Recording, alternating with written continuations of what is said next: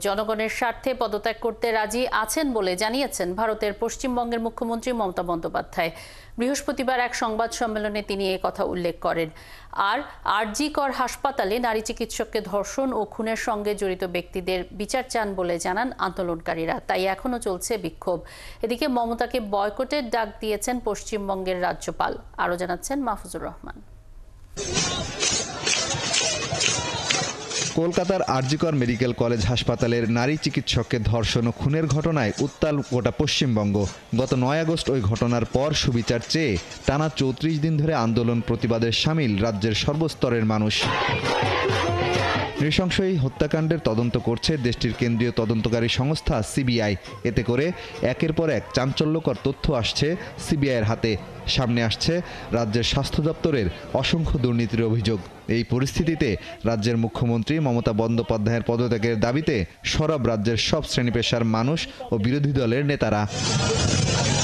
চলমান অচলাবস্থার অবসানে বৃহস্পতিবার নবান্নে মমতার সাথে বৈঠকটি লাইভ স্ট্রিমিংয়ের দাবি জানায় জুনিয়র চিকিৎসকেরা। তবে রাজ্যের সরকার এটি মানতে নারাজ। দুপক্ষের অনড় অবস্থানে ভেস্তে গেছে বৈঠক। প্রায় ২.৫ ঘন্টা নবান্নের সভাকক্ষে অপেক্ষার পর মমতা বলেন, জনস্বার্থে প্রয়োজনে পদত্যাগেও প্রস্তুত তিনি। ওরা বিচার চায় না, ওরা চায় চেয়ার। আমি মানুষের স্বার্থে এমনকি নিজে পদত্যাগ করতেও রাজি আছি। আমার মুখ্যমন্ত্রীর পদ চাই না, কিন্তু আমি চাই মানুষ বিচার পাক, তিলোত্তমা বিচার পাক, আর সাধারণ মানুষ চিকিৎসা পাক। আর তা না হলে কিন্তু আপনাদেরও যেমন আন্দোলন আছে, পরিবারগুলো যদি আমাদের কাছে কৈফিয়ত চাই, আমাদেরও তো কৈফিয়ত দিতে হবে। আমরা তার জন্য তৈরি থাকবো।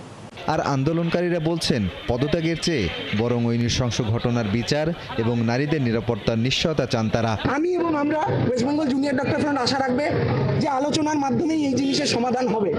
আমাদের সদিচ্ছা এখনো আছে, আমরা বিশ্বাস করি মুখ্যমন্ত্রীরও সদিচ্ছা এখনো আছে। আমরা নিশ্চয়ই আজ না হোক ৩৪ দিন আমরা রাজপথে পড়ে আছি, দরকার হলে ৩৫ দিন থাকবো, ৩৬ দিন থাকবো, ৩৭ দিন থাকবো, কিন্তু আলোচনার মাধ্যমেই এই সমাধান বেরোবে, এটা আমাদের।